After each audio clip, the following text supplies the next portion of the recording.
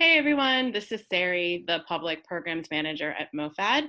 Thank you so much for tuning into At the Table, our online video series. Today I'm speaking with Jacqueline Pilati. She is the founder of Reclaim Seed NYC, and she's one of the collaborators working with the Cooperative Gardens Commission. Hi, Jacqueline. Thank you so much for Hi. joining me today. Hi, thanks for having me. Yeah, of course. So I came across this new initiative, Cooperative Gardens Commission, because it was mentioned in a New York Times article that Tejal Rao wrote, talking about how victory gardens, historically that were developed during World War I, have kind of come back into fruition because of food supply anxiety. Why don't we start with you kind of telling us what Cooperative Gardens Commission is? What's the idea behind it?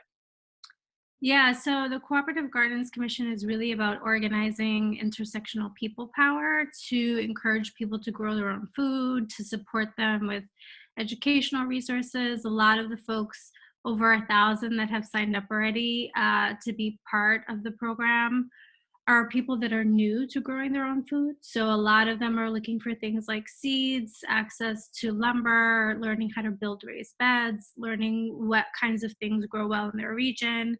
So it's about trying to organize the resources with the people who need those resources, and to get them to successfully be able to grow some of their own food to supplement their diets.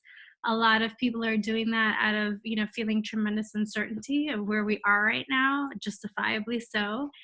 And it's also about kind of looking and working at a larger scale. So, what are some of the policy issues that are challenges for folks? Some people live in places where their town or their HOA doesn't allow them to grow edible food crops, maybe in their front lawns, or there are restrictions on plant heights of what they can grow. So we're really trying to look at it holistically and think about how can we really build a coalition of support to work and stand in solidarity with one another. Mhm. And just to kind of explain a little bit more about the work you guys are doing, if someone reaches out and wants to grow food, but they've never done it before, how do you specifically support them and provide them resources? So we're working in a bunch of different working groups. So for example, I'm working on seed distribution and education.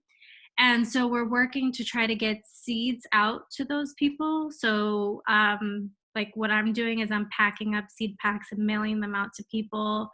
And then also we're building a digital platform that'll have a lot of resources online, videos about how to grow your own food. And a lot of that is existing out there. So some of it is just things that have been vetted and curated. Hmm. And then some of it is, new content that people within the group who are coming with tremendous expertise are lending to the public. And it could be information around how to source lumber, how to build something, what kind of soil to use when you're starting seeds or you're filling a raised bed, what kind of things would work well for apartment dwellers that maybe want to grow on a balcony or a windowsill. So that, and then also connecting people with like experts for like technical assistance throughout the growing season. So one of the things that I'm really passionate about in sending out seed is also teaching people how to save seed for the following season. So providing education with that and kind of being a point person for people throughout the growing season so that if they have questions, they can always reach out. And, that kind of exists with different levels of expertise, across, I think we're up to like 14 or 15 different working groups. So it's a large group of people from across the country, even internationally. We've had folks on our calls from South Africa, from Kenya.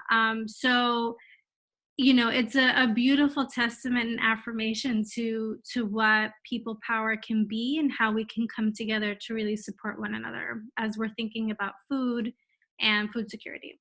Yeah. And to what we were talking about before we started the call, just so, as far as like silver linings coming out of this experience, the community that's being built and the way people are coming together and collaborating. So I mentioned that article in the New York Times, and I read that the organization was originally called the Corona Victory Gardens, but then it was changed to Cooperative Gardens Commission. Can you tell us, what was the reason for changing the name? Yeah, so the Corona Victory Gardens name was kind of always a working title, I guess. And most people identify with Victory Gardens. They kind of have a little understanding of where that comes from. Hmm. And knowing that that was an effort that was kind of, it happened during World War I, but I think there was more like visibility around the efforts that were happening in World War II to have Americans grow their own food in this like effort to support food shortages and just to bolster food security in the US at that time. So the history, like so much of the history in this country is tremendously messy, and what's often left out of that narrative is how Japanese internment camps kind of played a big role in that. And so in California, a lot of what was being produced at the time was being produced by Japanese Americans. And they were producing like about 9% of all strawberries, celery, and beets in the country. And so when, Roosevelt kind of called to have all of these Japanese Americans, rounded up and incarcerated and forcibly removed from their homes, they had to leave their farms. And so that contributed a lot to a lot of the food shortage issues that the country was already going to be facing. And so, 2/3 of the Japanese Americans were citizens, right? And so they were taken and they were put in these labor camps, totally against, right, our constitutional rights. And so it was too closely tied to this very, very dark history in this country. And so that really was where the impetus was to change the name, and then also to have it be more focused on the power of the people and the solidarity of folks coming together in community. And so the Cooperative Gardens Commission kind of is more reflective of that sentiment. Yeah, I definitely did not know that association before reading about it. And thank you for, being so transparent, on your platforms, talking about, why you decided to make that change and educating everyone. Also, another idea kind of embedded in I guess, the concept of your name and your mission is food sovereignty. And I was just wondering if you could kind of like speak to like what that actually means and why it's really important as a concept.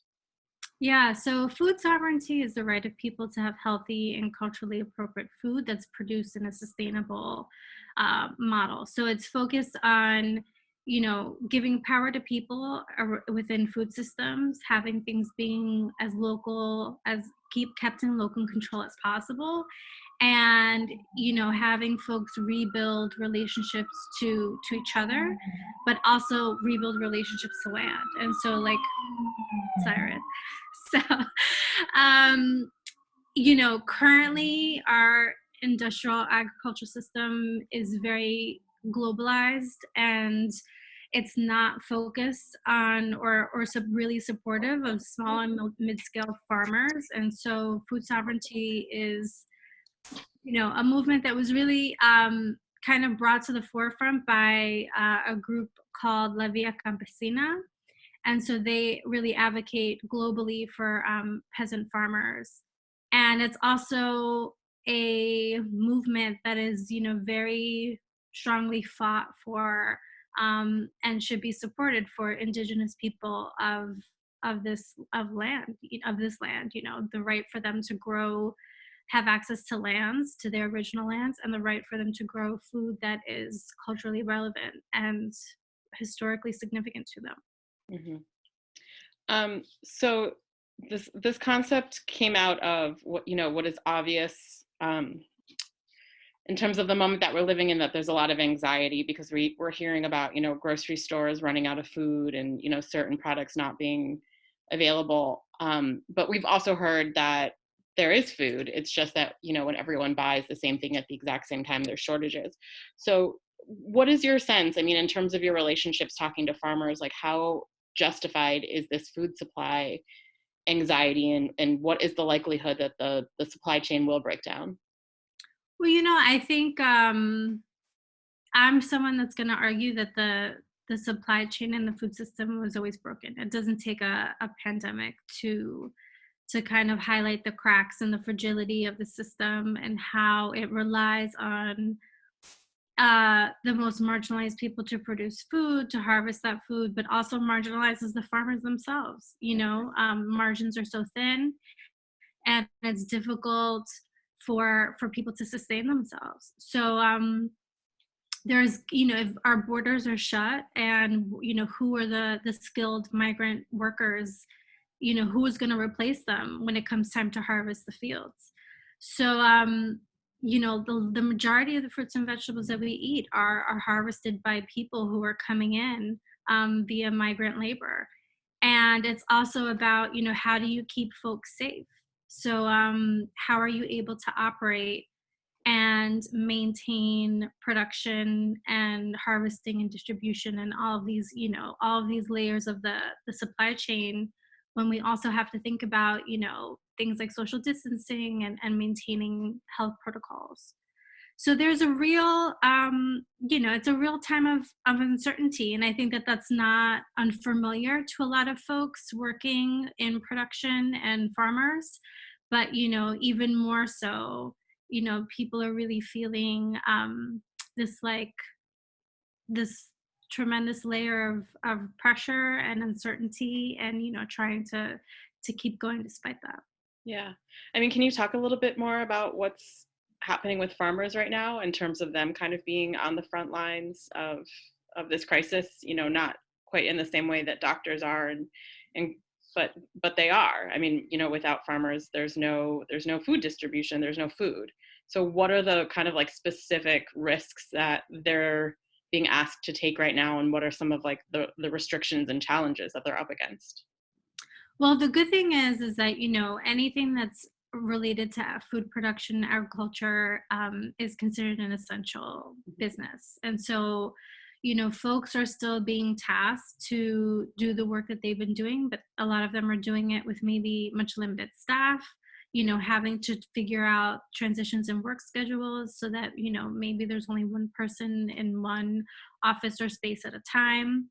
And also thinking about things like, hand washing and sanitizing, and, all of these added layers of precaution now that have to be involved. It's also, thinking about, if you think about market farmers or folks who sell directly to restaurants, what's going to happen with their income and those contracts. And so it's tough, but farming, growing your own food is a tremendous act of optimism. And so a lot of folks in the industry have always kind of worked in a kind of mutual aid network. And I think that what's beautiful is that we're seeing so much more of that happen now. Folks are helping to help them transition to digital platforms or online markets, so that maybe they're doing CSA deliveries door to door to kind of minimize, people to people contact, and how to, safely deliver food, get to farmers markets, and still be able to sell their produce, but, to do that in a way that is efficient given the circumstances that we're in. Yeah. I'm just curious, how are you getting your food? Because you live in an urban area. Yeah, so I wake up super early to go to a grocery store and get things that I can't grow myself. I'm fortunate that where I live in Queens, I have a backyard, and I'm still maintaining a garden that I built at another site. So I am able to grow a portion of what I'm eating, but I still do have to go out. And when I do go out, I have a thing of like Clorox wipes in my car, and I wipe everything down before I even put it in my car. And so, yeah, it's like it's not a stressful thing. It's not, I'm sorry. Well, it's become an incredibly stressful thing just to go grocery shopping. Yeah. So can you tell us a little bit about what your role with the cooperative is? Because you are, by trade a seed saver and an educator. So what are you doing with Cooperative Gardens? Yeah, so I'm doing both. So I'm on the seed distribution working group, and I'm also on the education working group. And so in the education working group, we're kind of putting together, like I said, curating curricula and videos and things that could help folks. And thinking of, do we want to create webinars? Do we want to create kind of Zoom calls for people to come in and meet around specified topics where, different people with across the country have different areas of expertise. So like coming up with webinars or ways that we can connect with folks and share that expertise, and also learn what kind of questions and challenges that they're facing as they're trying to grow their own food and help them with that. Also educating around, guidelines for health and safety. So for example, with seed distribution, when I'm packing up seeds, I have a face mask, I'm wearing gloves. When I deliver them to the post office, I'm wearing the same thing. And then I'm telling folks, when you get your package, you should probably let it sit for 3 days Mm. before you open it, just to ensure that, if there is something that, may be carried on that package, we're kind of trying to minimize the risk as much as possible. Right. So educating around things like that too. How to work in community with other people. A lot of that is new. We're in a time where a lot of people don't even talk to their neighbors. So, trying to, like I said, really like have a holistic approach to how to set people up for success and how to learn from one another. We all have tremendous, banks of knowledge, and when we get together, we can do a lot and we can share a lot. So really encouraging that as much as possible, and encouraging folks to kind of educate themselves around the issues within the food system that have always been there. Mm-hmm. And, this is a great time for us to kind of look at marginalized groups, BIPOC groups, queer groups, folks who have worked in mutual aid capacities and solidarities out of necessity, and stand in solidarity with them and really, demand something better. We shouldn't let this experience, it can't go back to the way that it was. And I think that if we spend some time really learning what are the deeper issues there from top to bottom, it's such a messy situation that that's ultimately going to help us all as we kind of look to, a brighter future. So educating around that, and within seed distribution, I'm kind of acting as a regional network person within the Northeast to get seed out to folks. So like, for example, this morning I sent out some packages as far as Chicago. So, folks are filling out the seed request form on the Reclaim Seed NYC website, and they fill out a request, and I try to pack up, if the seed library has, what they're looking for, pack that up for them and get them out, ship things out on a weekly basis. So seed distribution has been kind of key in this, because a lot of seed companies in the US are all experiencing tremendous increase in volume and orders and web activities, and many of them have had to shut down their websites because they just can't, they're not operating at the same capacity, so they can't fill orders in the time that they're getting them. So, seed distribution, we're thinking about how do we have a central hub of receiving bulk seed, and then how do we have these regional networks of dispersion so that we can actually get the seed to people who can grow it and keep regional seed within regions, right? So things that are going to grow, have been grown in the Northeast and will grow well in the Northeast, can stay in the Northeast, to go out to folks who are trying to grow food at home. Yeah, there's so much education around that, and so so many issues. That you came and did a program at MOFAD about seeds, and it was so eye-opening, because I've always thought of, someone as myself as someone who like doesn't have as much of a disconnect thinking about like what I eat and where that comes from, because I work in food and like have food education, but then taking it down to like that level of like even thinking about the seeds before the seeds even become food was so eye-opening to me. And just thinking about like the regionality and why that even matters, and like when someone's asking for seeds, it's probably not even something that they would think of in terms of like you having to find the right supply and be able to get. So yeah, I guess my question is, where are all the seeds coming from? Yeah, so the seeds in the seed library, I've been getting seeds to people for 2 years now. I think it's just been an uptick in the response to what's happening, that I'm just doing it much more frequently and doing it in this no contact way. So I have a bin on my stoop that is kind of that's secure, and I'll put orders in there that people can pick up throughout the day. And then I'm also mailing things. And so the seeds in the seed library came from a couple of regional seed companies that donated to kind of establish the seed library. So True Love Seeds out of Philly, Hudson Valley Seed Company, Fedco, Johnny's, Seed Savers Exchange. And then it also came from things that I was growing and saving seed from year. And seeds have a funny way of finding their way to me. And so I was started getting things in the mail, things from other seed savers, things from seed swaps, and so also things that people have grown out and returned to the library. So the seed library is a community sustained resource of seed, and it requires community participation. And so with the Co-op Gardens movement, I'm getting seed out to folks, understanding that, saving for a first time gardener, saving seed might not be something that maybe they feel they comfortable taking on.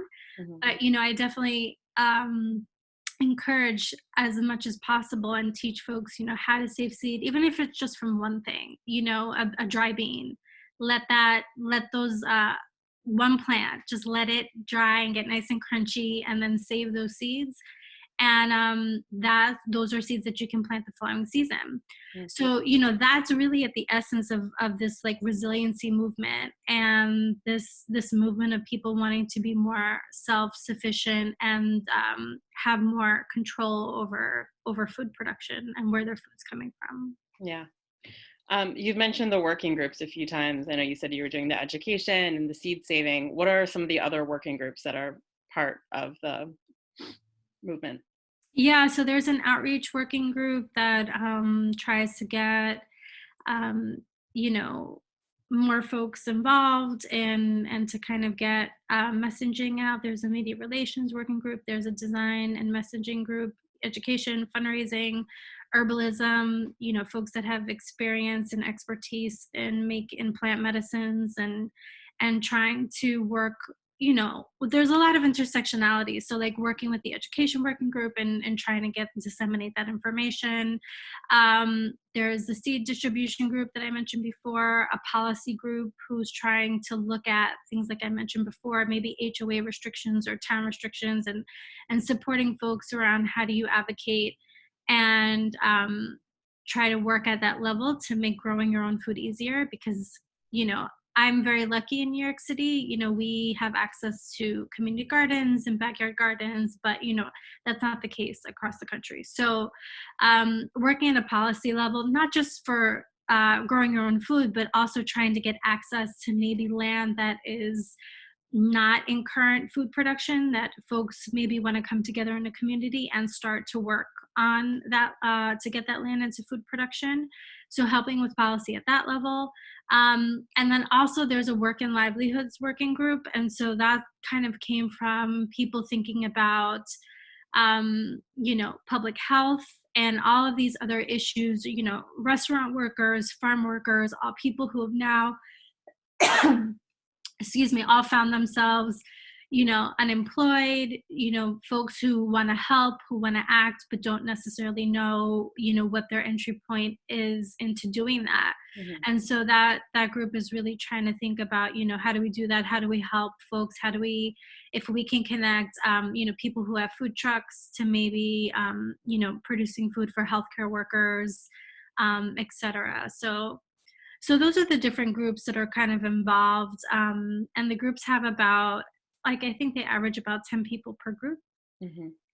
So if someone wanted to get involved at this point, they wouldn't necessarily have to have farming or growing experience. There's a group to kind of fit any sort of skill set. Yeah, absolutely. I mean, if you know how to build a website, you know how to do graphic design. I mean, there's absolutely something for everyone. And what we're also trying to do is to develop. A lot of what is nostalgic about the Victory Gardens movement was all of the artwork and all of the propaganda campaigns that were put out there that produced, very beautiful depictions of what it is to grow food, and they were very laced with like these themes of patriotism and et cetera, but they were also very you know it serves a single story narrative, right? And so what we want to see more is messaging and representation and artwork that really is reflective of the diversity of the country and also the expertise that's coming with growing your own food.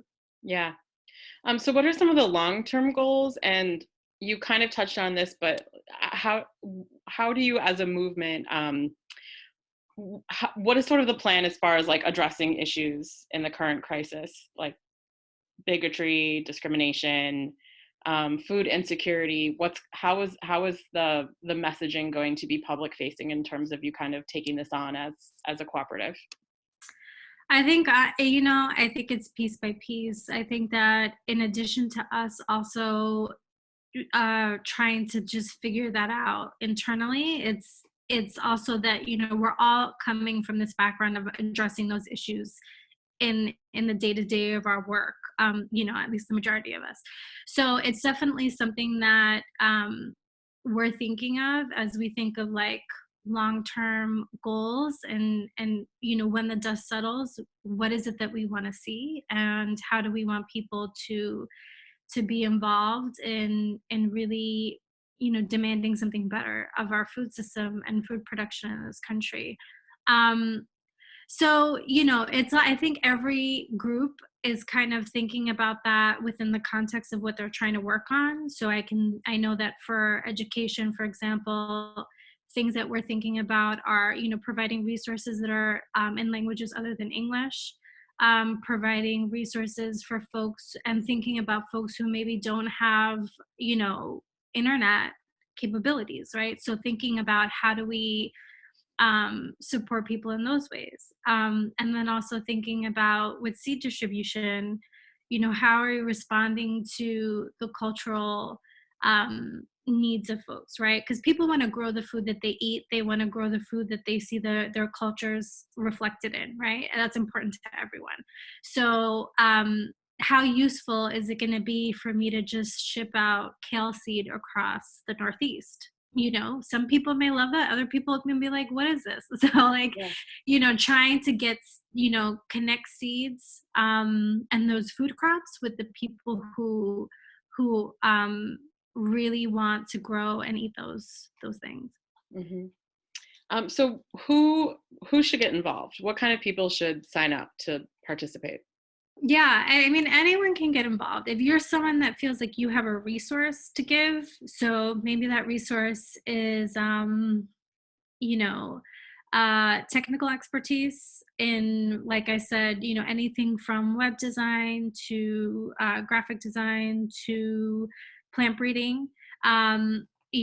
Whatever you feel like maybe you could give or how you could be of service to another person is, you can sign up, and on the form, you're going to be prompted to what is that thing that you may be able to give. Is it seed? Is it seed packs? Is it soil? Is it some kind of maybe physical resource? Is it funds?